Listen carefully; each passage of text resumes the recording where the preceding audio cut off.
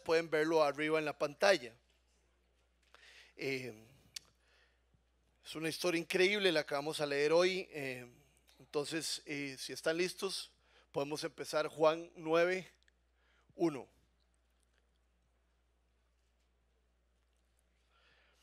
Dice así: a su paso, Jesús vio un hombre que era ciego de nacimiento. Y sus discípulos le preguntaron: Rabí, para que este hombre haya nacido ciego, ¿quién pecó, él o sus padres? Ni él pecó ni sus padres, respondió Jesús, sino que esto sucedió para que la obra de Dios se hiciera evidente en su vida. Mientras sea de día, tenemos que llevar a cabo la obra del que me envió.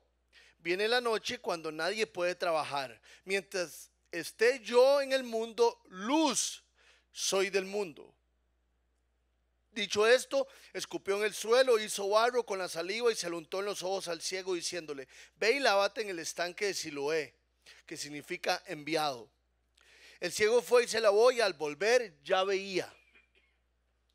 Sus vecinos y los que habían visto pedir limosna decían: ¿no es este el que se sienta a mendigar? Unos aseguraban: sí, es él. Otros decían: no es él, sino que se le parece. Pero él insistía: soy yo. Ese hombre que se llama Jesús, ¿cómo entonces, se te han abierto los ojos? Le preguntaron. Ese hombre que se llama Jesús hizo un poco de barro, me untó en los barros y me dijo: ve y lávate en Siloé. Así que fui y me lavé, y entonces pude ver. ¿Y dónde está ese hombre?, le preguntaron. No lo sé, respondió. Llevaron ante los fariseos al que había sido ciego. Era sábado cuando Jesús hizo el barro y le abrió los ojos al ciego. Por eso los fariseos a su vez le preguntaron cómo había recibido la vista. Me untó barro en los ojos, me lavé y ahora veo, respondió. Algunos de los fariseos comentaban: ese hombre no viene de parte de Dios porque no respeta el sábado. Otros objetaban: ¿cómo puede un pecador hacer semejantes señales? Y había desacuerdo entre ellos. Por eso ahora interrogaron de nuevo al ciego: ¿y qué opinas tú de él? ¿Fue a ti a quien te abrió los ojos? Y el ciego respondió: yo digo que es profeta. Contestó. Pero los judíos no creían en el hombre, que el hombre hubiera sido ciego y que ahora viera, y hasta llamaron a sus padres. Y les preguntaron: ¿es este tu hijo, el que dicen ustedes que nació ciego? ¿Cómo es que ahora puede ver? Sabemos que este es nuestro hijo, contestaron los padres, y sabemos también que nació ciego. Lo que no sabemos es cómo ahora puede ver, ni quién le abrió los ojos. Pregúnteselo a él, que ya es mayor de edad y puede responder por sí mismo. Sus padres contestaron así por miedo a los judíos, pues ya estos habían convenido que se expulsara de la sinagoga a todo el que reconociera que Jesús era el Cristo. Por eso dijeron sus padres: pregúnteselo a él, que ya es mayor de edad. Por segunda vez llamaron los judíos al que había sido ciego y le dijeron: júralo por Dios, a nosotros nos consta que ese hombre es pecador. Si es pecador, no lo sé, respondió el hombre. Lo único que sé es que yo era ciego y ahora veo. Pero ellos le insistieron: ¿qué te hizo? ¿Cómo te abrió los ojos? Ya les dije y no me hicieron caso. ¿Por qué quieren oírlo de nuevo? ¿Es que también ustedes quieren hacerse sus discípulos? Entonces lo insultaron y le dijeron: discípulo de ese lo serás tú. Nosotros somos discípulos de Moisés. Y sabemos que a Moisés le habló Dios, pero de este no sabemos ni de dónde salió. Ahí está lo sorprendente, respondió el hombre, que ustedes no sepan de dónde salió y que a mí me haya abierto los ojos. Es como una conversación casi que de Cantinflas, ¿verdad? Ahí está el detalle. Jamás se ha sabido que alguien le haya abierto los ojos a uno que nació ciego. Si este hombre no viniera de parte de Dios, no podría hacer nada. Ellos replicaron: tú que naciste sumido en pecado, vas a darnos lecciones. Y lo expulsaron. La última parte dice así en el 35: Jesús se enteró de que habían expulsado a aquel hombre, y al encontrarlo le preguntaron: ¿crees en el Hijo del Hombre? ¿Quién es, Señor? Dímelo para que crea en él. Pues ya lo has visto, le contestó Jesús. Es el que te está hablando, el que está hablando contigo. Creo, Señor, declaró el hombre, y postándose lo adoró. Entonces Jesús dijo: yo he venido a este mundo para juzgarlo, para que los ciegos vean y los que ven se queden ciegos. Algunos fariseos que estaban con él, al oírlo, hablar así, le preguntaron, ¿qué? ¿Acaso también nosotros somos ciegos? Jesús les contestó, si fueran ciegos no serían culpables de pecado, pero como afirman que ven, su pecado permanece. Vamos a orar. Señor, queremos como ciegos pedirte luz, pedirte que este rato de estudio de tu palabra sea poderoso, que tu Espíritu Santo nos transforme, nos dirija, nos guíe y nos llene de tu verdad, Señor. Si tú no haces algo, nosotros no podremos. Por eso te pedimos tu ayuda, Señor, y te damos gracias por tu palabra tan perfecta y tan cortante, tan directa a nuestro corazón. Bendícenos, Señor, te pedimos en el nombre de Jesús. Amén. En Juan 8:12, bueno, para los que no se han dado cuenta, estamos volviendo a nuestra serie de Juan. Habíamos estado una buena parte del año en el Evangelio de Juan y habíamos cortado por la campaña que tuvimos, pero hoy volvemos. En Juan 8:12, Jesús dice, yo soy la luz del mundo. Y es muy interesante, yo hasta hoy me di cuenta, no, hasta hoy no, hasta hace como una semana me di cuenta que otra vez Jesús decía que Él era la luz del mundo en el capítulo 9. Lo acabamos de leer en el 9:5, Jesús dice lo siguiente, mientras esté yo en el mundo, luz soy del mundo. Y me parece que estas son palabras esperanzadoras, por lo menos trajeron esperanza a mi corazón, porque lo que Jesús está diciendo es, mientras esté yo en el mundo, y ahora Jesús está en el mundo por medio de su Espíritu en la vida de los creyentes, yo voy a ser luz del mundo. Entonces, en medio de las situaciones difíciles que estamos enfrentando como personas o como país, si Jesús está presente, todavía tenemos esperanza. Mientras Jesús esté cerca, que está cerca, mientras Jesús está disponible, que está disponible, va a haber luz. Eso es lo que nos dice Jesús. Hay algo interesante antes de entrar a estudiar acerca de este milagro, que es que en el Antiguo Testamento no hay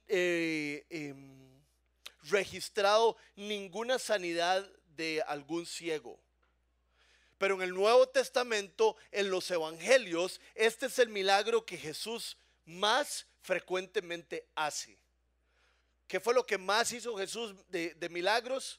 Darle vista a los ciegos. Entonces vamos a ir poco a poco entendiendo y estudiando el texto. Leamos Juan 9 del 1 al 3. Dice que a su paso Jesús vio a un hombre que era ciego de nacimiento. Y sus discípulos le preguntaron, Rabí, ¿para que este hombre haya nacido ciego, quién pecó, él o sus padres?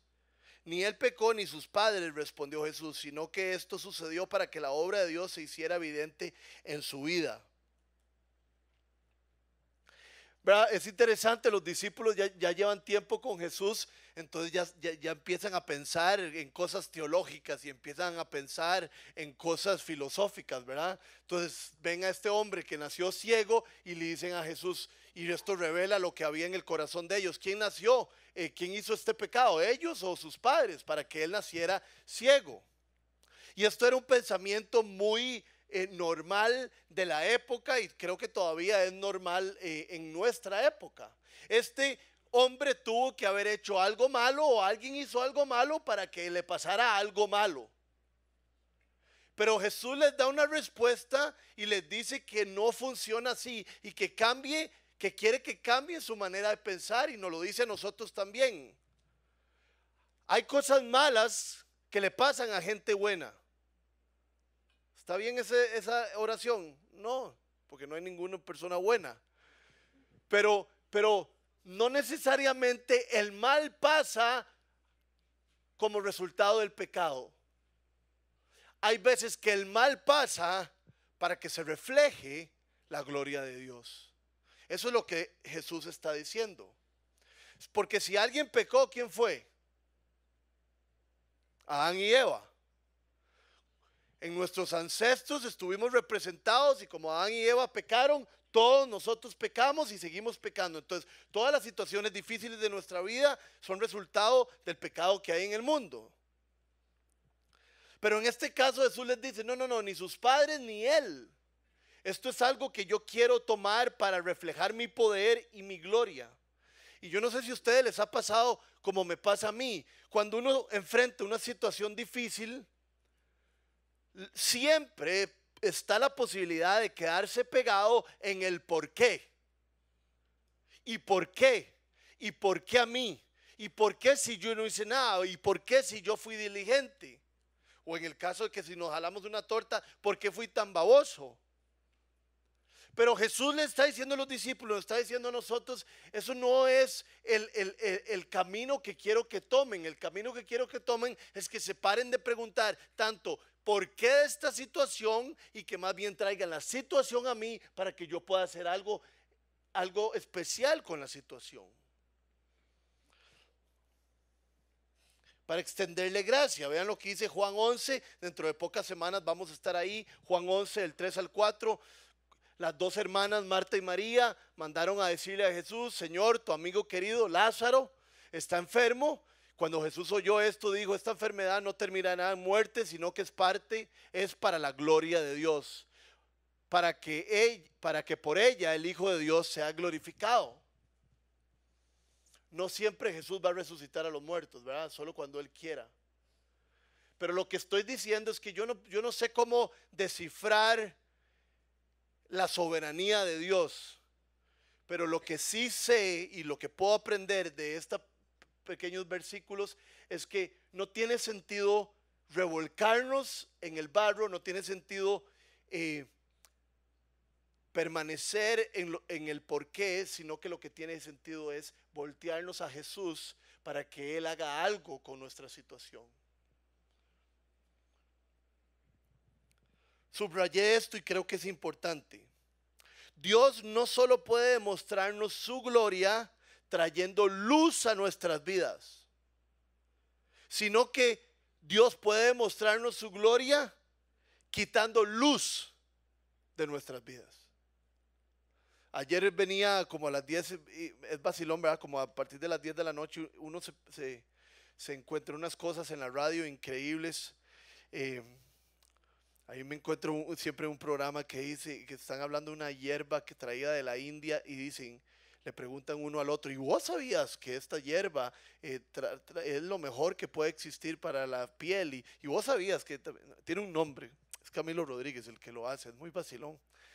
Y ayer estaba escuchando una charla muy buena que me topé y estaba diciendo el hombre, creemos que nos deberíamos preparar para nuestros tiempos difíciles, pero a veces hay que prepararse más para los tiempos buenos. Y no importa el tiempo de nuestra vida, sea lleno de luz, sea próspero o sea lleno de oscuridad, cualquiera de los dos Dios lo permite. Y a veces Dios quita la luz para que haya oscuridad en nuestras vidas, para que nosotros nos demos cuenta de realmente quién es Él y cómo dependemos de Él. El apóstol Pablo dijo lo siguiente en 2 Corintios 1 del 8 al 10. Yo lo tengo aquí, no lo pedí.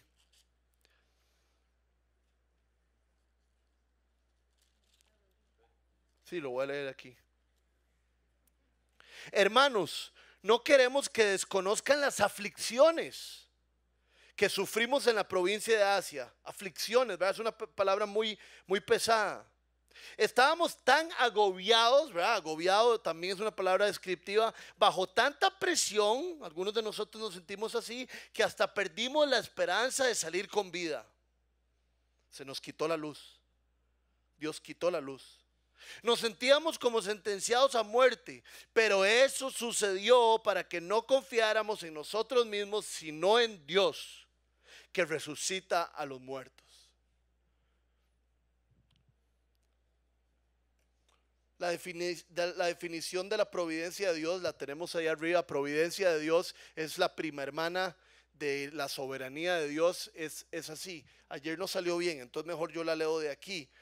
La providencia de Dios es Dios, el gran creador de todas las cosas, sostiene, dirige y dispone y gobierna todas las criaturas.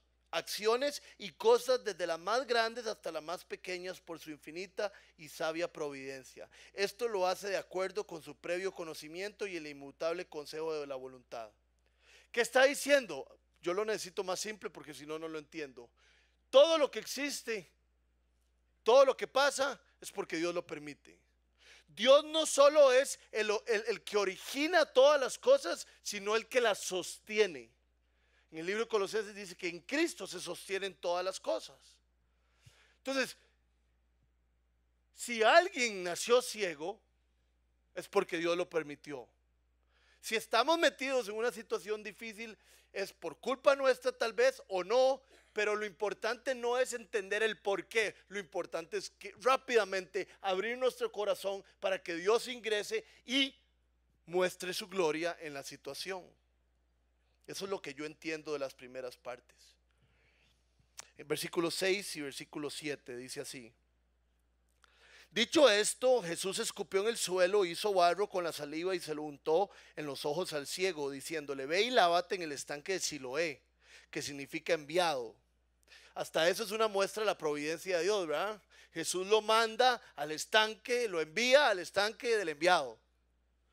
¿Verdad? Todo lo que pasa es por algo. El ciego fue y se lavó y al volver veía. A veces no se ha podido terminar bien el porqué del barro, ¿verdad? Y yo creo que no creo que se pueda determinar bien, pero algunos teólogos tienen este pensamiento de que Jesús lo hizo con alguna situación relacionada a que del barro salimos, ¿verdad? Del barro fuimos formados, entonces con el mismo barro vamos a ser sanados. Después de la caída, que es cuando Adán y Eva pecan y el pecado entra en el mundo, lo que hace Jesús es revertir esas cosas, ¿verdad? Entonces es como un símbolo de que con el polvo, Jesús del polvo nos creó bien, tuvo la caída, pero ahora con este polvo lo hace otra vez bueno. Me parece que no es tan importante, pero quería contarles de eso. Lo que sí es importante, veo yo, es que por medio del barro, Jesús toma una manera de ver la obediencia del hombre. Porque Jesús perfectamente bien hubiera podido sanar al ciego. Sánese. Jesús no necesitaba de barro. Pero Jesús quería ver la obediencia de ese hombre. Entonces Jesús le decía: te voy a untar barro, entonces si vas al estanque Siloé y te lavas, vas a quedar sano. Entonces hay que ver si va o no, ¿verdad? Como la historia de que eran los 10 leprosos. Solo uno le hizo caso al Señor y solo uno se devolvió. No, solo uno se volvió a agradecer. Entonces el hombre confía en Jesús y lo que Jesús le dice que haga, lo hace. Y obedientemente va y se lava en el estanque y queda sano. Entonces obedeció a la palabra de Jesús. Qué importante obedecer a la palabra del Señor, ¿verdad? Y hay algo que es muy importante aquí, me pareció para mí, es que el poder no está en el barro, ¿verdad? El poder está en... Pero muchas veces nosotros nos podemos confundir en nuestras vidas espirituales, en nuestro caminar, de que el poder está en algo más que no es Jesús. Vamos, muchas veces podemos caer en religiosidad de pensar que hay un poder en venir a la iglesia. Y bueno, ya fui a la iglesia y ya terminé, entonces ya hubo poder. No, el poder está si Jesús hace algo en tu vida. ¿Verdad? Empezamos a depender de un montón de rituales, donde los rituales no es lo que trae poder a nuestra vida, sino un encuentro con Jesús. Entonces no es el barro. Hace poco estaba viendo una entrevista con un inglés que tal vez algunos de ustedes lo hayan escuchado. Se llama John Stott. Es uno de los teólogos que ha influenciado en los últimos 100 años más a este lado del planeta. Y el entrevistador era como, quería sacarle algo como místico a John Stott. El entrevistador era un hombre como de 70, 80 años, un gran hombre de Dios. Entonces quería hacerle alguna pregunta reveladora. Y entonces el entrevistador le dice: Don John, Doctor John, Eh, ¿Y cómo le habla Dios a usted? Ya, se le pueden imaginar dónde él quería ir, ¿verdad? Y le hace John Stott de ser un inglés así, todo frío, y le hace, cuando leo la Biblia. ¿Verdad? El entrevistador seguro se puso todo triste porque él quería que le dieran una respuesta mística ahí y todo. Y es que el poder no está en lo místico, el poder no es en estar en la montaña, en lo frío, en una cabaña, o estar en el Tíbet, o estar en la playa, o estar en cierto lugar. El poder está en la persona de Jesucristo, no en el barro. Entonces siempre no podemos, tenemos que tener cuidado de no buscar las actividades como buscar a Jesús. Hay una historia muy linda en Segunda de Reyes 5, lleva muchos años sin leerla, se las voy a resumir. Hay un hombre que se llama Naamán. ¿Hay alguien que se llame Naamán aquí? Casi hago un chiste, pero hoy me cuidé. Es que es un nombre no muy común. Entonces, Naamán era el capitán del ejército de Persia. Naamán tenía lepra. Y ahí en Persia llega, por una cosa de la vida, una esclava israelita. Y la esclava israelita oye que Naamán tiene lepra. Y la esclava israelita le dice a la esposa de Naamán, creo, o a Naamán mismo, que ella conoce a un hombre de Dios en Israel que lo puede sanar. Entonces Naamán dice que qué maravilla, que perfecto. Va donde su jefe, que es el rey de Persia, y le dice, quisiera permiso para ir a Israel a buscar a este hombre de Dios. Y el rey de Persia le da caballos, le da dinero, le da comida, le da un escuadrón para que se vaya a donde el rey de Israel para ser sanado. Y llegan a Amán donde el rey de Israel, y el rey de Israel dicen que se rasga las vestiduras como judío y le dice, yo no te puedo sanar porque usted me viene a pedir estas cosas. Entonces Naamán se pone todo triste. Pero Eliseo, ya tal vez algunos asocian la historia, Eliseo escucha que ahí está Naamán y que Naamán quiere ser sano de la lepra. Y Eliseo era el hombre de Dios. Entonces Eliseo manda mensajeros a decirle a Naamán que lo vengan a buscar a su casa. Y entonces se va Naamán con toda la gente que estaba con él. Y Eliseo ni siquiera sale de la casa a recibir a Naamán, que Naamán era lo máximo, sino que manda un mensajero a decirle a Naamán, vaya, lávese, y dice literalmente, zambúllese, seguro era zambúllese. Ustedes saben el chiste de zambúllese. Hay una canción de Jesús Adrián Romero que se llama Sumérgeme. Y entonces llama a un nicaragüense a la radio y dice, oye, si me puede poner Zambúllete, porfa. ¿Cómo? Zambúllete, esa canción, Zambúllete. Sumérgeme, sí, sumérgeme, es lo mismo.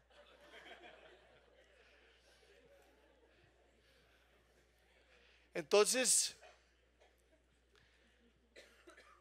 el Naamán se pone furioso, dice, ¿cómo es que ese tal Eliseo ni siquiera sabe a recibirme a mí, a Naamán? Yo no voy a hacer eso, suena como algo muy simple. Y los sirvientes de Naamán le dicen, si él te hubiera dicho que hicieras algo complicado, lo haces. Pero como te está pidiendo algo muy simple, simplemente que te mojes, te zambulles en el río Jordán 7 veces, no lo estás haciendo. Sea obediente. Naamán se limpia 7 veces y queda sano. Y yo creo que es un muy buen ejemplo igual al del barro. Cuán obedientes somos a las cosas que el Señor nos llama. Sean simples o sean complicadas.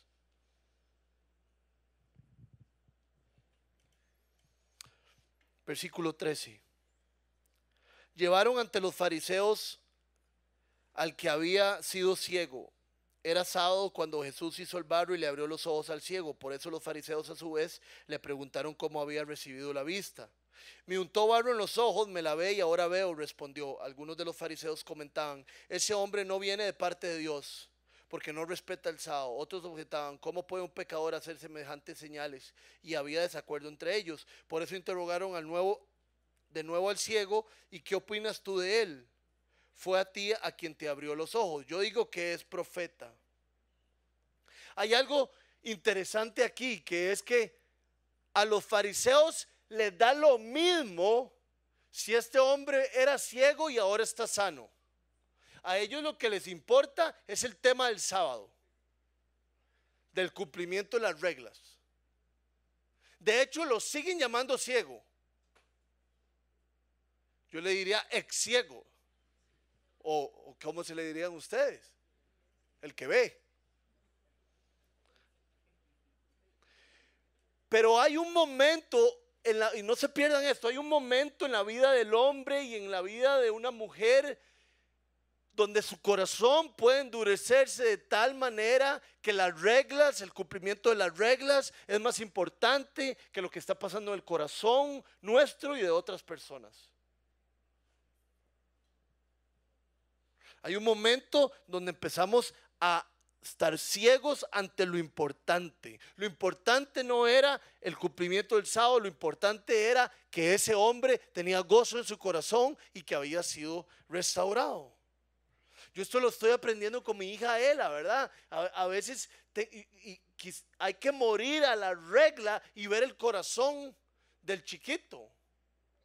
Sí, había una regla, sí, había algo que hacer, pero ¿qué es lo que está pasando en el corazón de mi hija? Y así es Dios con nosotros, ¿no es cierto? ¿Cómo nosotros no vamos a ser así con los demás y con nosotros mismos?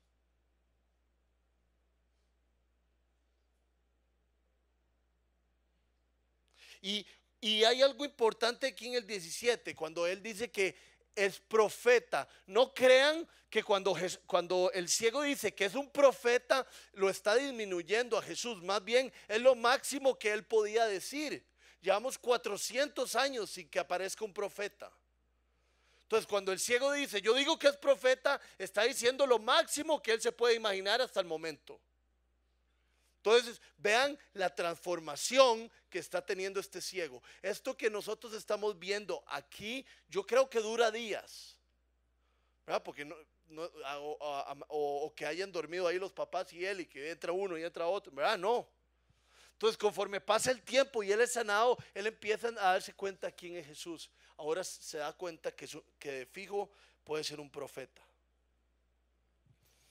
Y avanzamos del 18 al 23. Pero los judíos no creían en el hombre, que el hombre hubiera sido ciego y que ahora viera. Y hasta llamaron a sus padres. Qué color, ¿verdad? Ya es mayor de edad y llaman a los papás. Y les preguntaron, este es su hijo, el que dicen ustedes que nació ciego. ¿Cómo es que ahora puede ver? Ven qué increíble tal vez me estoy adelantando aquí, pero vean el corazón de los fariseos, que se puede parecer al nuestro. Que ellos ponen en duda todo, menos a ellos mismos. Y este es el corazón del pasaje. Que los que se creen que ven, no ven nada. Y los que entienden que no ven nada, van a ver. Ellos están poniendo en duda su hijo, que no estoy seguro que estaba ciego.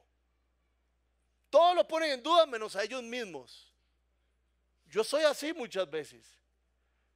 Cuando lo que quiere Dios es que nos pongamos en duda nosotros mismos para buscarlo a Él. El 20 dice, sabemos que este es nuestro hijo, contestaron los padres, y sabemos también que nació ciego. Lo que no sabemos es cómo ahora puede ver ni quién le abrió los ojos. Pregúnteselo a él, ya que es mayorcito, ¿verdad? Mayor de edad, y puede responder por sí mismo. Sus padres contestaron así por miedo a los judíos, pues ya estos habían convenido que se expulsara a la sinagoga. Ese es uno de los detalles que me dice que esto duró varios días, porque entonces ya había un acuerdo de los judíos de que iban a expulsar de la sinagoga, ¿verdad? a todo el que conociera a Jesús que era el Cristo. Por eso dijeron sus padres, pregúnteselo a él que ya es mayor de edad. Los judíos no podían pensar en que algo tan sobrenatural pudiera pasar. Y hay que verse en el espejo de este pasaje y decir, ¿creo yo que Jesús puede hacer cosas así en mi vida y en la vida de las demás personas? O como tengo un pensamiento de que Jesús no puede hacer esas cosas, entonces más bien estoy a la defensiva de cualquier otra cosa.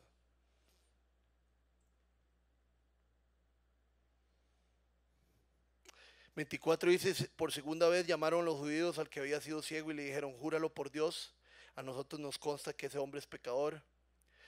Y vean, aquí es donde viene toda el vacilón. Si es pecador no lo sé, respondió el hombre, lo único que sé es que yo era ciego y ahora veo. Y eso es lo único que hay que saber, ¿verdad? No hay que saber muchas cosas en la vida, solo que cuando Jesús llegó hizo toda la diferencia. No hay que saber muchas cosas en la vida, solo que yo era ciego, llegó Jesús y ahora veo. Ahora tengo una esperanza.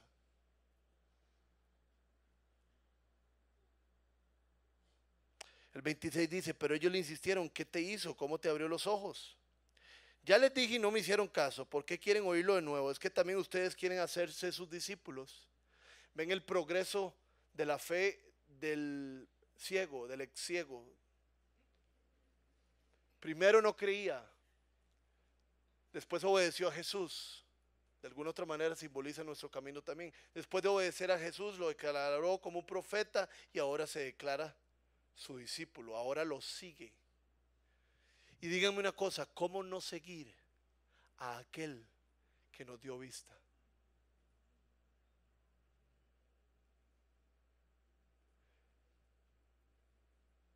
Si Jesús nos ha dado vista, lo más inteligente que podemos hacer es seguirlo por el resto de nuestras vidas, porque solo en Él se encuentra la luz. El 30 sigue adelante y dice, ahí está lo sorprendente, respondió el hombre, que ustedes no sepan de dónde salió y que a mí me haya abierto los ojos. Les está diciendo, yo pensé que ustedes eran súper buenos con todo esto de la religión y la teología y todo, y ustedes no saben ni dónde salió Jesús. Sabemos que Dios no escucha a los pecadores, pero sí a los piadosos y a quienes hacen su voluntad. Todo esto lo está diciendo el ciego. Jamás se ha sabido que alguien le haya abierto los ojos a uno que nació ciego. Si este hombre no viniera de parte de Dios, no podría hacer nada. Eso sí es un mal pensamiento de parte del ciego, ¿verdad? El poder sobrenatural no solo puede venir de la divinidad. El poder sobrenatural también puede venir del enemigo, del mal. 34 dice, ellos replicaron, tú que naciste sumido en pecado vas a darnos la lección, y lo expulsaron. ¿A qué les recuerda esto? Al puro principio. Los fariseos piensan lo mismo que pensaban los discípulos. Dan por un hecho que él nació en pecado. Religión. Y viene el clímax del pasaje. En el 35 expulsan al ciego de la sinagoga y lo expulsan del templo. Y dice, Jesús se enteró de que habían expulsado a aquel hombre y al encontrarlo le preguntó.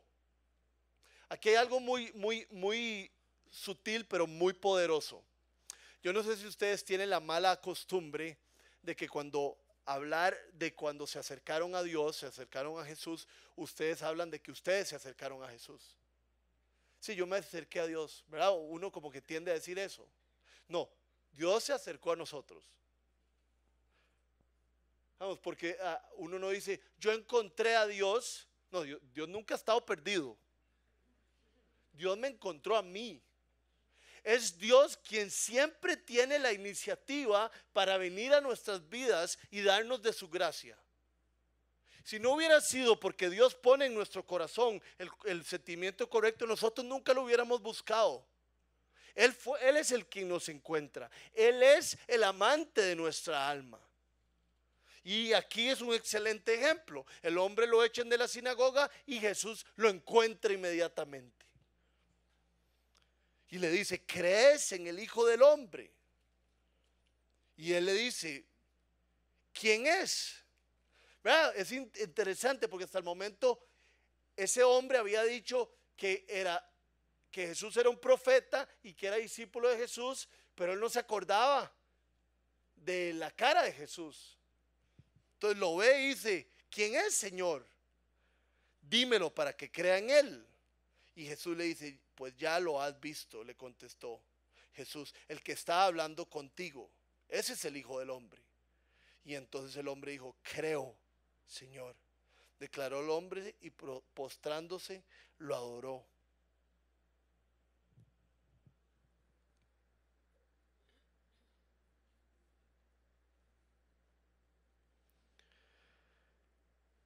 Entonces Jesús dijo, yo he venido a este mundo para juzgarlo, para que los ciegos vean y los que ven se queden ciegos. Algunos fariseos que estaban con él al oírlo hablar así le preguntaron, ¿qué? ¿Acaso también nosotros somos ciegos? ¿Qué está diciendo? Que nosotros somos ciegos. Nosotros no somos ciegos.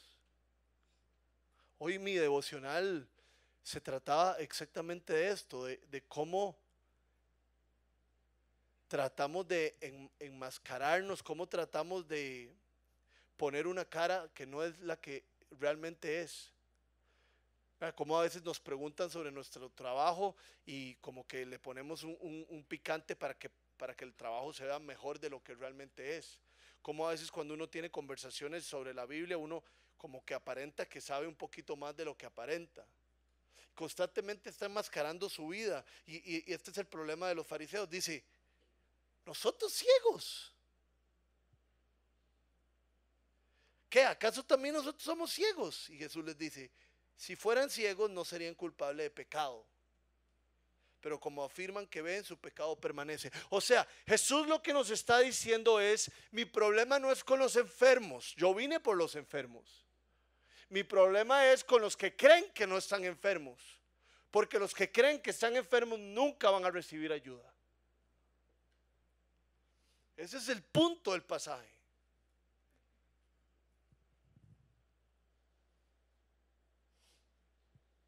Entonces la pregunta para mí, la pregunta para ustedes para terminar es, ¿me declaro yo constantemente como una persona ciega, necesitada de Jesús? Y saben, una buena medida, por lo menos creí que era buena para mí, mi vida de oración. Porque la oración es donde uno se encuentra con Dios, la oración es cuando uno le pide a Dios, cuando uno se declara que no puede y Dios, por favor, ven y ayúdame. ¿Cuántas veces en nuestro día, cuántas veces en nuestra semana nos declaramos impotentes y pedimos ayuda a Dios? Si no pedimos ayuda a Dios es porque creemos que podemos solos. Entonces la enseñanza aquí es, el que ve no podrá ver, pero el que no ve va a poder ver. ¿Qué nos creemos nosotros? ¿Ciegos? ¿Necesitados del Señor? ¿O personas que no la podemos jugar solos? Los judíos echaron del templo al que era ciego, pero el Señor del templo lo encontró. Pongámonos de pie.